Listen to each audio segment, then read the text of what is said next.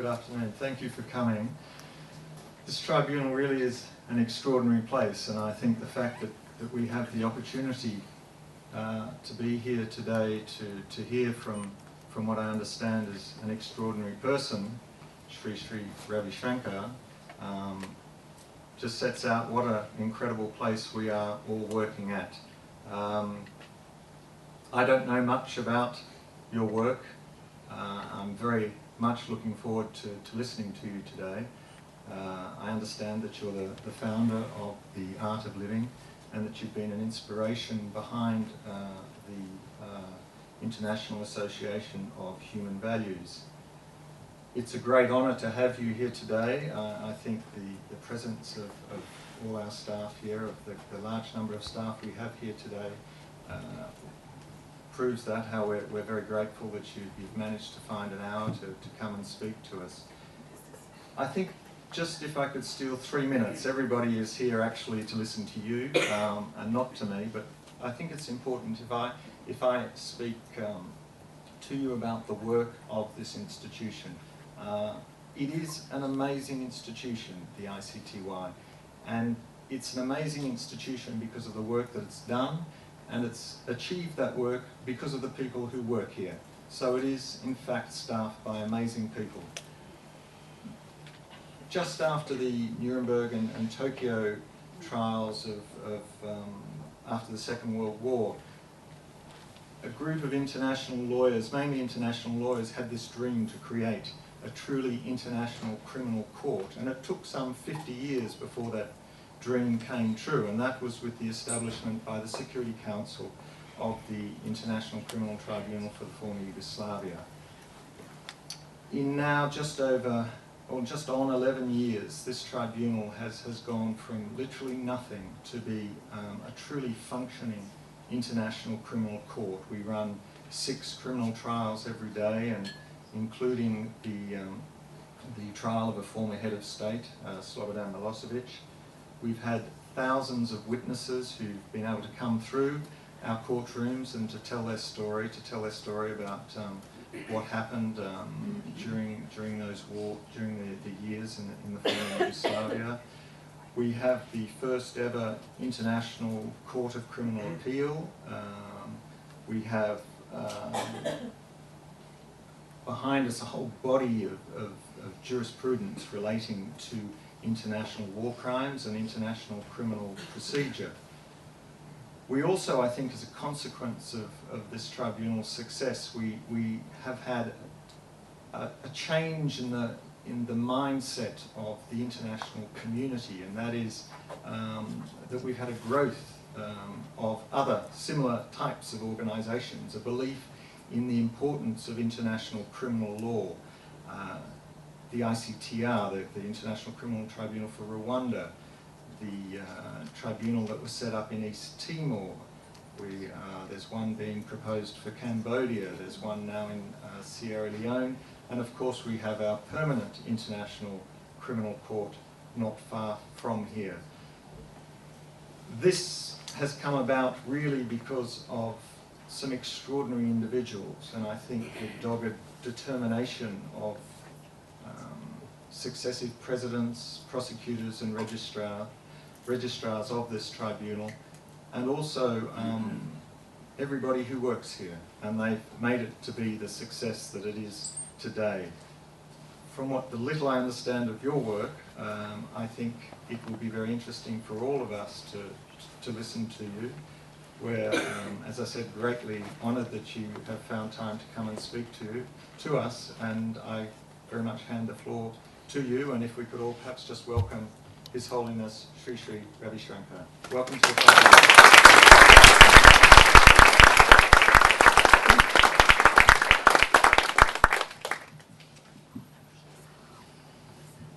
Good afternoon. From what I understand here, I think the work that we are doing in Art of Living and International Association for Human Values will put you out of job. I'm afraid if we are very successful, you will have very little to do. Our main job is to prevent the crime. on one hand. On the other hand, we are also working with those whom you put them in the jail, then we go there and attend to them, so that they don't come back to you as another criminal for whom you have to try again. So the two aspects of our work, that one is prevention of crime by education, by understanding. Second is rehabilitating the criminals, the so-called criminals. I wouldn't like to call someone who has been convicted as criminal, because I see inside every culprit there is a victim crying for help. So I see that victim who is crying for help inside every convict. He needs some support. Often prisons are a place where they simply exchange ideas and become more better criminals, or stronger criminals. And not much is done to rehabilitate them, their mindset, change their mindset. Now, looking at a situation, why a person commits crime, I found there are two reasons. One is either he is stressed, is thoroughly stressed. Second is wrong indoctrination, wherein human values are excluded. When a person identifies himself or herself as somebody, to maintain that somebody is ready to kill everybody else. So we need to shift this understanding or education that's happening in the people to make them understand the whole of humanity is part of their family. When the sense of belongingness shrinks, that's when the crime is on rise. So we thought about many ways how can we increase the sense of belongingness in people. So few exercises, few methodologies make people drop the barriers of race, religion, culture, and other differences, and have class differences, cultural and religious differences, and have a sense of belongingness with everybody. This is a shift in the attitude of the people that we need to bring about. And we are striving towards that goal, of which I would say that we are largely successful to bring that, to make this vision come true.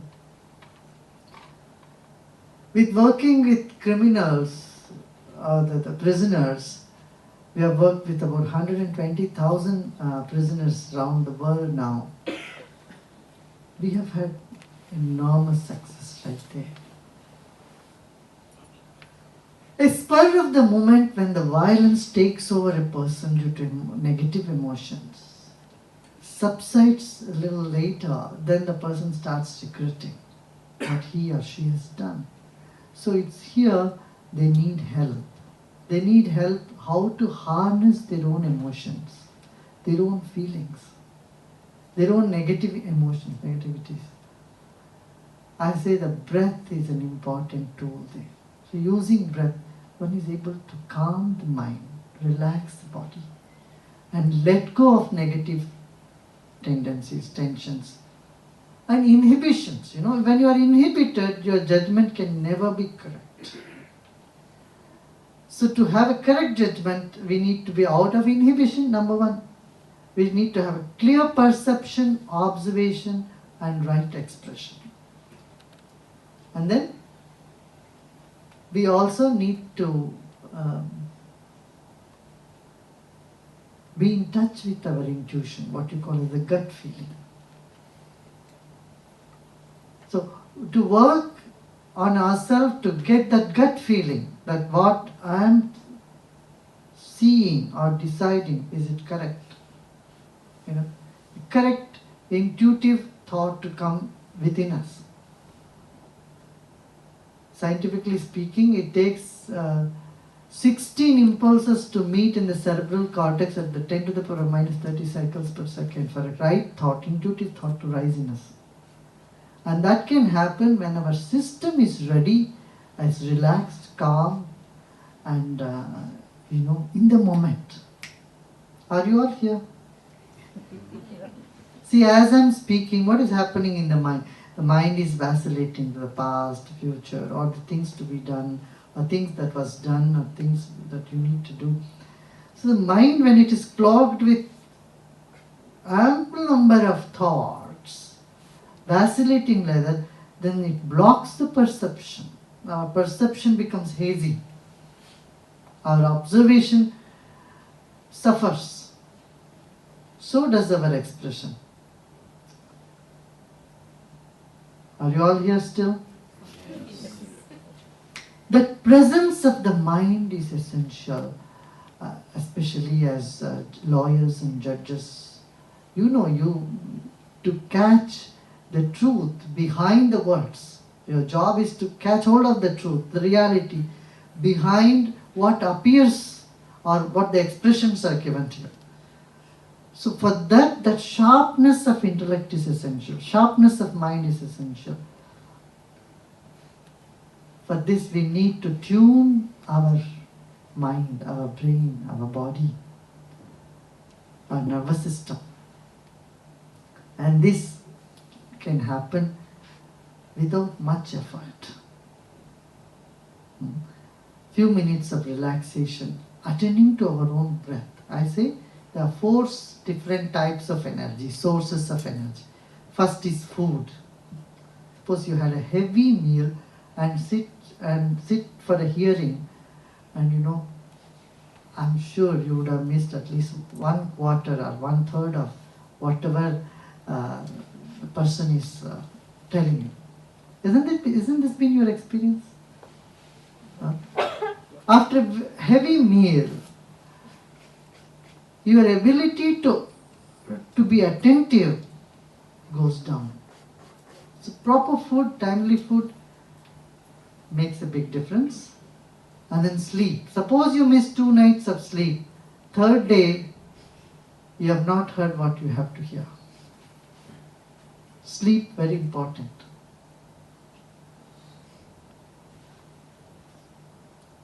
You can't argue if you have missed a couple of nights of sleep.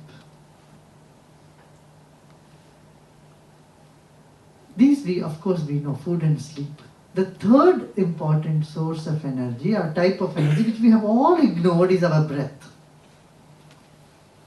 Through breath, we can energize our system. Few minutes, 10-15 minutes of attending to the patterns of breath. We can change our alertness, our attentiveness. The problem in the world today is attention and retention. Suppose a case is presented in front of you, and 10 minutes later, if you are asked to repeat it without having to go through all your notes that you have done, you will find it hard to do. Because the capacity to retain what you have heard is very low today, especially after the media bombardment that we undergo every day. Exposure to so many televisions and channels, and constantly bombarding our senses with the external stimuli reduces the capacity to retain what it has gained. This is so much, all the more so with our children these days. Attention and retention problem. To correct this, again, we have to calm our mind. So the third important source, I would say, the breath. And the fourth source of energy that I would say is a meditative mind, or a few minutes of deep relaxation. This transcends all the religious beliefs. You can be a Muslim, a Christian, or Jewish, a Hindu, a Buddhist, Jain, Sikh, doesn't matter.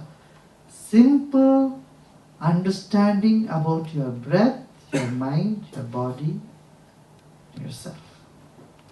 that uplifts your whole spirit, that brings so much energy, vitality, enthusiasm in you. So stress gets dissolved. When stress is dissolved, the chances of committing crimes are very few. Now, the other part that people are indoctrined by boundaries, racial, religious, or cultural boundaries, and Yugoslavia is victim of one such. We have worked in former Yugoslavia, in Serbia, as well as in Kosovo. We have been working with the NGO there and rebuilding Kosovo. The post-traumatic stress syndromes there, we have played quite a big role there. Rehabilitated people. Because see, when you reel in the memory of the past and relive it, and your whole system is traumatized, and you don't know how to get out of this trauma. Presently, we're also working in Iraq. Again, breath, I tell you, and our mind, our meditation has the secret to get out of the traumatic experiences. Just psychological counseling has proved to be insufficient or ineffective in many cases. But whereas understanding that there is a pattern in the breath, there is a rhythm in the breath. Are you all here still listening to me? Now, the tendency of the mind is after every 3 minutes, mind goes for a coffee break. Though physically you are sitting, the mind is out there. Educating our people with a broad vision that the whole globe is one family, an understanding of global family, and celebrating the differences instead of fighting over the differences. These principles, if we inculcate in our upcoming generation, educate our people in that broad vision, as I said, you will have less and less job.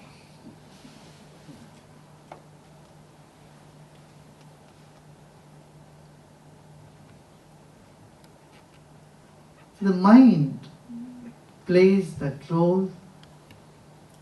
A person identifies himself, I belong to this religion, this culture, this race, and those who do not belong to that, I keep them at the arm's length and I see them as a threat to me rather than a part of me. This mental barrier that we have built on in ourselves will have to be let go on and have that sense of belongingness. I usually ask people, see, when you accept food from every part of the world, you accept music from every part of the world, you accept technology from every part of the world, why not accept the wisdom from every part of the world? Do you see what I'm saying?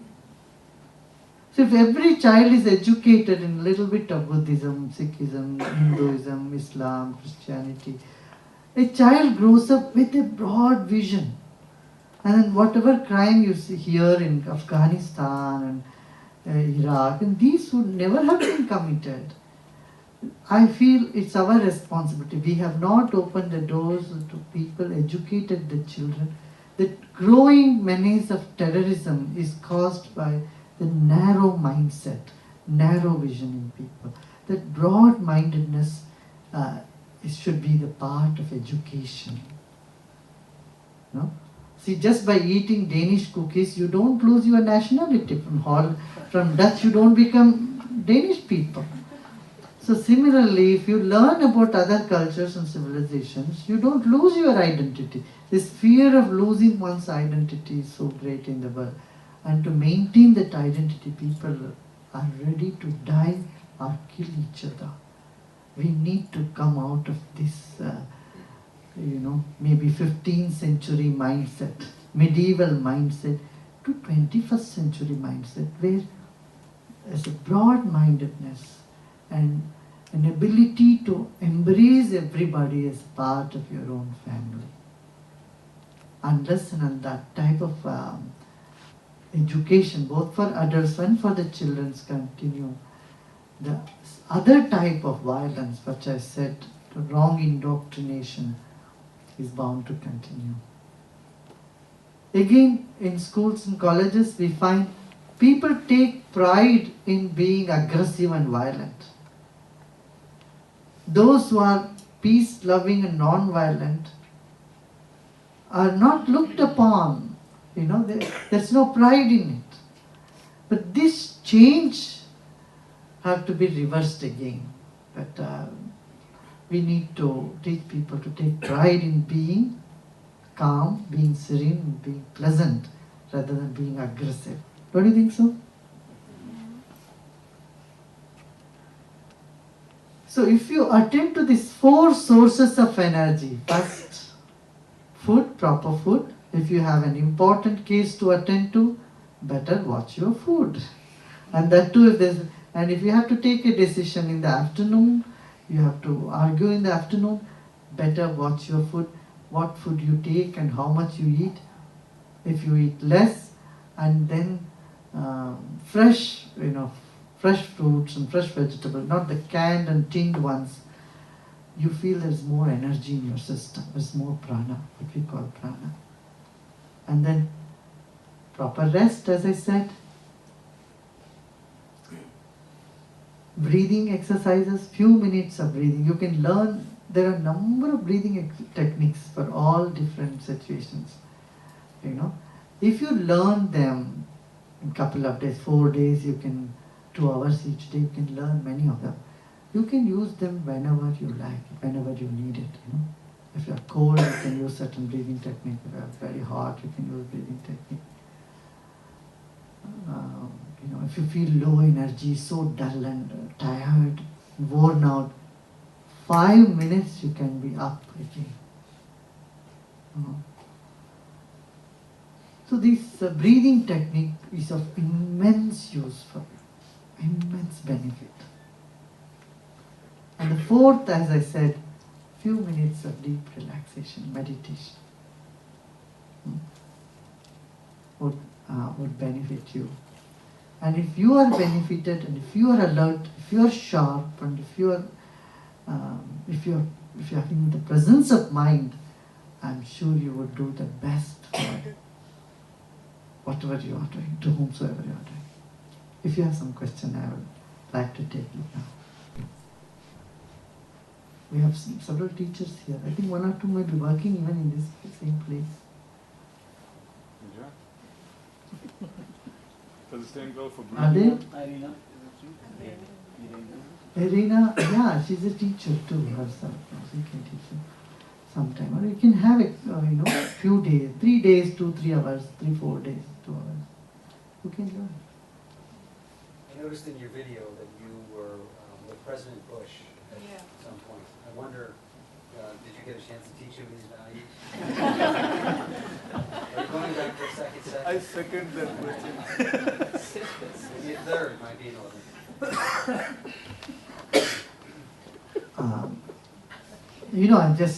Just meeting someone once, I don't know how much they take and what they take. It's up to them to take. Human values really, need it.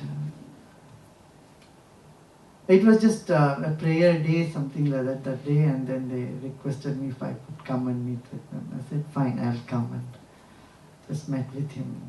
He was very much troubled with the Abu Ghraib prison. That was the day when those things came up.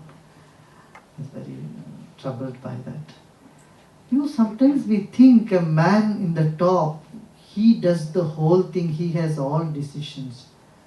What I find is it's not one person. It is a whole phenomenon. There is a whole dynamic. That man and his whole confidence, those confident people whom he has confidence, the knowledge and whatever information percolates there and opinions generate in a circle, finally that plays up in one point. That's why any person in a responsible position should open their mind beyond their coterie. A coterie gets formed around them, So information all gets blocked and they work or act on the information that just filters through their coterie. This is what I found. I don't see that any one person is so powerful to make a big decision. They are actually victim of their own environment or circle or situation. And there is no calmness in anybody there is no calm and collective and long-term thinking, and people are restless, agitated, and they are stuck with problem. Everyone thinks the problem is much bigger than what they get, what the information they get. Finally, they take disastrous decisions. And I see that behind all this there is a flaw in perception. There is no calm and serene, a settled mind and thinking for a long-term benefit for everybody. I see the mechanics not as personalities, but beyond the personalities, there is a dynamics, human dynamics that happens.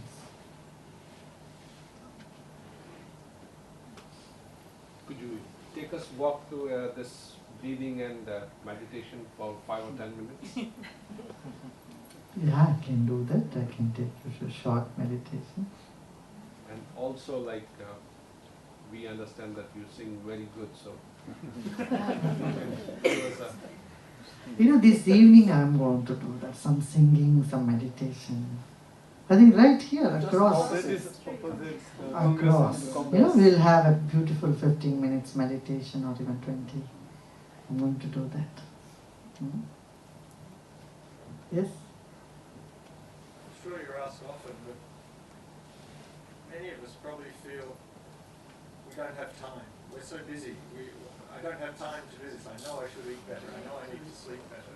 I know I need to exercise, but I'll do that later. I've got to do all this other stuff first. How do you deal with that?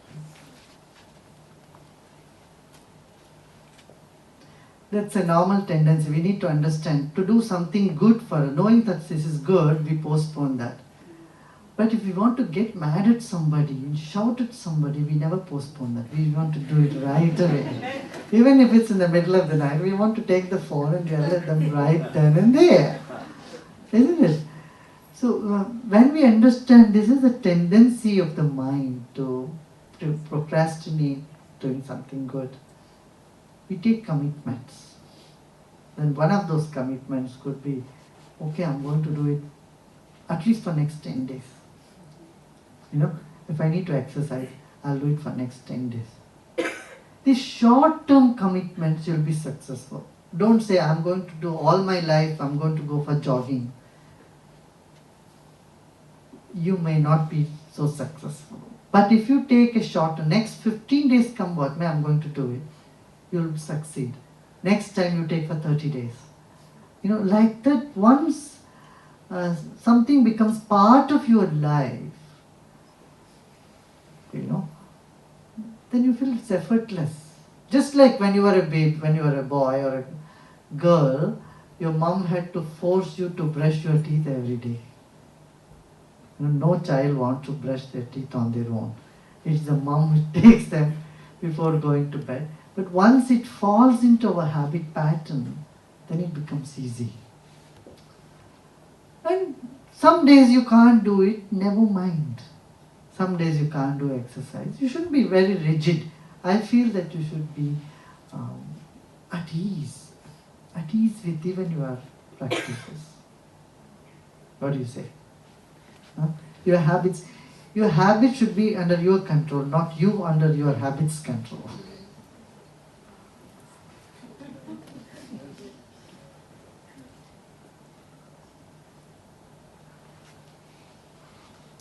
Another thing is to smile more. A baby smiles 400 times a day. An adolescent smiles only 17 times. Adult doesn't smile at all, not necessarily. We don't have to keep a long face. We smile more and have that friendly environment we create. When we do these programs in villages, we have adopted 25,000 villages in India.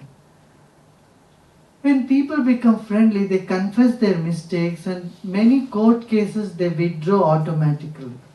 People they s- they resolve to solve their problem amicably, mutually, and this has happened nearly in the last few months. About 700 court cases have been mutual, have been solved like that, mutual understanding. So it's just coming together of people, minds and hearts that will make a world a better world. Yes, please. I just wanted to ask your teachings. Can one find them in a book or books which are available? Yes, I have this book called Celebrating Silence, wherein all these discussions have been put together, in a book form. Though I'm not a good writer, but I can speak. Whatever I spoke, people have transcribed and put together. Some books are there. Oh, there. They will be available in the evening in the opposite at the Congress Hall. Yes. Well, when you think of Kampuchea in the 70s, what's your opinion? How could all these mass atrocities happen in a country which is traditionally so committed to Buddhism? Where? In Cambodia. Yeah. That is what is very amazing. The most peaceful religion also can become aggressive when people don't adhere to the human values. But why? It's because of wrong information, wrong understanding. Sometimes, when there is terrorism in any one section of society, the shadow of it will fall on the other also. There is an aggression in one section of society, it won't remain just there. What's happening in Thailand? You'll be so surprised. The monks are outraged in Ceylon, Sri Lanka. It's unheard of in the history of mankind. Monks becoming aggressive in Sri Lanka. I see that's you cannot keep any one religion insulated from aggressiveness. It has to be rooted out from the public in general, from all the religions of the world. If there is aggression or terrorism in one religion, its effect will be felt on the other, and they will pop up, and other extremist groups will come up. So I think we have a big task to do. Yes. The International Association of Human Values, could you explain what you're doing dealing with some of the very difficult issues like poverty in India? Yeah, thank you. I address big gatherings, 100, 200,000, 300,000. In that gathering, I ask them to join the service projects. I ask people how many doctors are here, and I request each doctor to do 3 free medical camps. And similarly, lawyers, I request them to take 3 free cases for the poor people. And then builders and businessmen, we work with them to build toilets, homes for the homeless. The 5H program, have you seen the 5H video? You saw already, right? The 5H program, we have health, hygiene, homes for homeless people, harmony in diversity, and human values. These 5H program, we are now functioning about 25,000 villages in India. One of the main problem in India, the village people are addicted to alcohol. So 60% of their income they spend on alcohol. They become drunkards, alcoholics. So it's a big menace. Then they go home and beat up their wives, and morning they ask pardon from them, and the life continues. Divorce is not a very common thing in Indian villages. So the women folks suffer the most. So we have done these programs in villages wherein people have come out of their addiction of drug and alcohol abuse. There's thousands and thousands of people who have dropped drug and alcohol and have become very normal in their day to day. living. Another thing we are doing in the village is chemical-free farming. These farmers, they go buy all these chemicals and they put them in the soil becomes depleted, and the crops, whatever they get, they cannot afford to sell it, they commit suicide. Because they don't know the economics, They pour more into the fertilizers and chemicals, pesticides, than what they get out of the crop. So now we are educating them in chemical-free farming. This work is happening. The last 1 year, 25,000 villages have been covered. In another 1.5 years, I plan to cover about 100,000 villages. So that's my plan.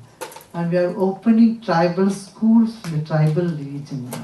About 65 schools for poor kids. We give them free boarding, lodging, medical care and free education. So that is one thing. It's so wonderful to see these children, rural children, first generation literates, and they can compete with the rural, the urban kids. A little bit encouragement in them. It will cost about €1 per day for them to give food, clothing, and everything, and education. For a whole year, their thing is taken care of. And I'm very happy with that progress that we made on that. So many people support 1 kid, 2 kids are like that, 3 kids like that. And I think that's the best service you can. And children from different communities, they come together, and they play together, they learn from, all the different traditions. The broad vision comes into it. Guruji, you're known worldwide about your Sudarshan Kriya. Could you just tell us more about that? There is a rhythm in the nature. Yes, in December it's always cold. In April, all the tulips come. And in May, and the summer comes in June, July, and then again fall, and then winter. There is a rhythm in the nature. There is rhythm in your body. At 10 o'clock you fall asleep in the night, or 11 or 12, whatever time. Morning you wake up, you go to nature call, and then you feel hungry. There is a rhythm in the body, biorhythm, right? So there is a rhythm in the nature and there is rhythm in the body. And there is a rhythm in your breath also. Your breath goes in particular patterns, which you have not observed. If you observe, you can find there are rhythms. Similarly, there is rhythm in the thought patterns, there is a rhythm in the emotion, and there is a rhythm in your being, innermost being. The Sudarshan Kriya brings the harmony between all these rhythms. So it makes you feel so happy from within and pleasant. A sense of pleasant feeling arises from it. So all the stress and tension that has come to you due to work all day, this is simply dissolved. And to prepare to learn this, you need to prepare yourself. That you have to prepare with some breathing exercises. Sectional abdominal breathing and the thoraxal breathing. Sectional breathing. All that you can learn in 4 days, 2 hours each day. Or 6 days, 2 hours each day. So if you learn, then you can use it anytime you want, 10 minutes. You can do Sudarshan Kriya every morning. And when you finish the work, go home, do 10 minutes, you feel like you just got up from the bed. You feel very energetic. Can you believe I traveled 175 cities this year? Huh? And today, how many appointments? I had from morning 6:30. I got out of my house. The last Tuesday, you know how many appointments I had? 16 appointments, 16 speaking appointments one day. So people ask me, how don't you get tired? You go on like this? I say, I never do anything that's not in my nature. When you're getting tuned to yourself, your energy, your rhythm, you're alert. And I need to be alert all the time. I can't afford to be not alert and just sleep here. you can tap into that source of energy that you are. And Sudarshan Kriya is the first beginning, first step towards.